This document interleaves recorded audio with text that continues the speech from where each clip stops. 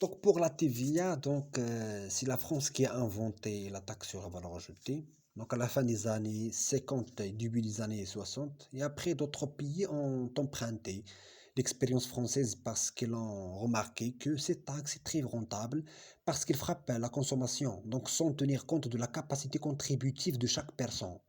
Et maintenant, les pays qui appliquent la TVA dépassent les 80 pays dans le monde. Donc au Maroc, on a commencé à l'appliquer en 1986. Donc la TVA, c'est une taxe aveugle. Donc c'est-à-dire il ne tient pas compte de la capacité contributive du contribuable. C'est le même temps payé par tout le monde parce qu'il est aveugle, donc n'est pas équitable.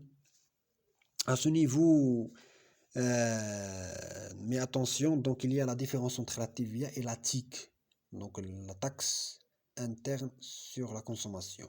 Donc ce sont deux taxes différentes. Donc les produits sur lesquels on applique la TIC ne sont pas frappés par la TVA. Donc il y a des cas spéciaux où on n'a pas pu appliquer la TVA, mais on applique une TIC.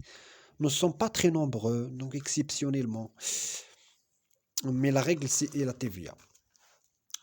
Pour le champ d'application, donc le législateur a deux moyens pour définir le champ d'application. Donc, il peut procéder à la citation et à la numération de toutes les opérations qui sont dans le champ. Et il va vous laisser déduire les opérations qui sont hors champ, donc adoptées en matière de TVA. Ou bien il peut faire l'inverse.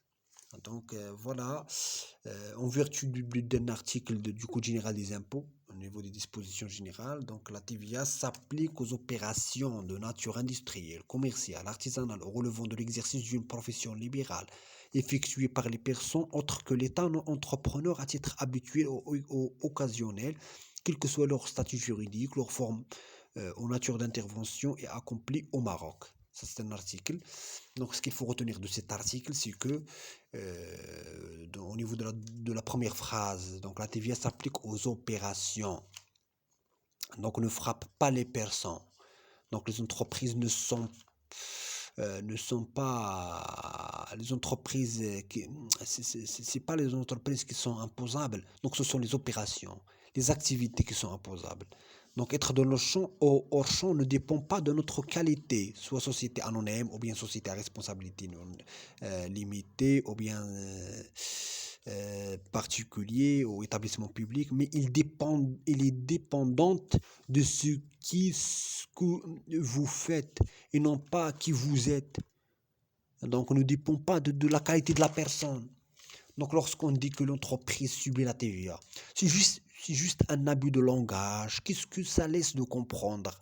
Que cette société exerce une seule activité. Et cette activité est soumise à la TVA et non pas la société. Donc, lorsque je suis une société, je réalise plusieurs opérations. Certains dans le champ, certains sont hors champ, d'autres même elles peuvent être dans le champ et exonérées. Comment vous allez me qualifier?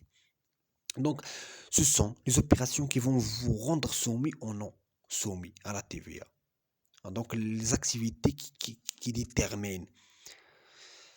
Il y a au niveau de cet article, il y a les personnes autres que l'État entrepreneur. Qu'est-ce qu'on entend par l'État entrepreneur? Donc, lorsque l'État fournit le service par exemple, de la sûreté nationale. Ici, on parle de l'État non entrepreneur. Donc, il n'est pas concerné par la TVA. Par exemple, il dispense des soins dans les hôpitaux publics. Donc, c'est l'État non entrepreneur lorsqu'il assure l'éducation nationale ou la formation initiale. Mais l'exemple de l'ONCF, l'État change de casquette dans ce cas. Il met la casquette d'entrepreneur parce qu'une activité dans ce cas a but lucratif. Même si l'activité ou le service de formation fourni par le privé, il ne sera pas taxé parce que l'activité de formation est hors champ d'application.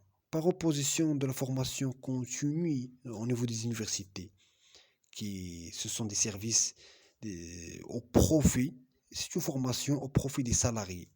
Donc il est taxable. Donc ce qu'on fait, il y a également taxable soit à titre habituel ou occasionnel.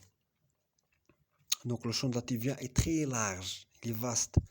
Donc tout ce qui est cité par le législateur, il est dans le champ. Donc on peut déduire que l'agriculture est hors champ. Donc elle n'est pas concernée. Donc les produits agricoles sont hors champ à condition qu'ils ne sont pas transformés ou bien ni conditionnés en matière de l'IS exonéré depuis 2014.